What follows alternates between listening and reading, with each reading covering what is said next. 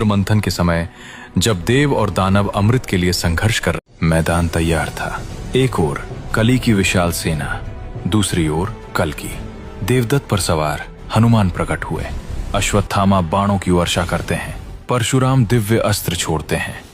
समय समाप्त। अगर तुम्हें लगता है कि कलयुग बस एक शब्द है तो तुमने उसका चेहरा नहीं देखा। ये वो युग है जहां सत्य कमजोर है और झूठ शक्तिशाली, जहां न्याय किताबों में है पर सड़कों पर नहीं, जहां धर्म है पर केवल प्रदर्शन के लिए। लेकिन ये सब अचानक नहीं हुआ। समुद्र थे तभी एक और तत्व जन्मा। वो अमृत नहीं था, वो विष भी नहीं था, वो था मनुष्य की सबसे गहरी कमजोरी का प्रतीक, कली।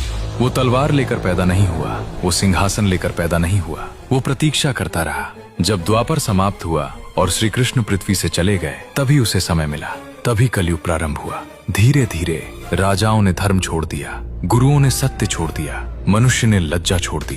कली युद्ध नहीं करता, वो मन में प्रवेश करता है, लोभ बनकर, ईर्ष्या बनकर, अहंकार बनकर, और फिर वो मनुष्य को स्वयं अपने विरुद्ध खड़ा कर देता है। सदियां बीती, धरती भारी हो गई, अत्याचार सामान्य हो गया। उसके पास सेना थी, भ्रष्ट योद्धा, लाल ध्वज, काले कवच, भय का साम्राज्य। लेकिन हर युग की सीमा होती है। जब अधर्म सीमा पार करता है, वहीं से अंत शुरू होता है। संभल ग्राम, एक साधारण घर, विष्णु यश, माता सुमति।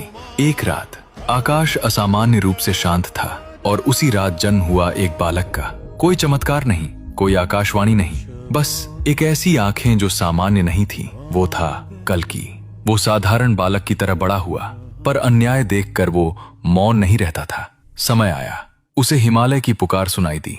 वो घर छोड़ गया। बर्फ से ढकी चोटी पर एक वृद्ध योद्धा प्रतीक्षा कर रहा था, परशुराम। चेहरे पर आयु, पर शरीर में अब भी अग्नि। उन्होंने पूछा, तू युद्ध क्यों करना चाहता है? कल्कि ने उत्तर दिया, मैं युद्ध नहीं चाहता, पर अधर्म युद्ध चाहता है। प्रशिक्षण शुरू हुआ। तलवार की धार पर संतुलन, अस्त्रों का ज्ञान, ध्यान, संयम। क्रोध से लड़ा गया युद्ध अधर्म जैसा ही होता है। वर्ष बीते, कल्कि अब योद्धा था। एक दिन श्वेत अश्व प्रकट हुआ, देवदत्त। संकेत स्पष्ट था,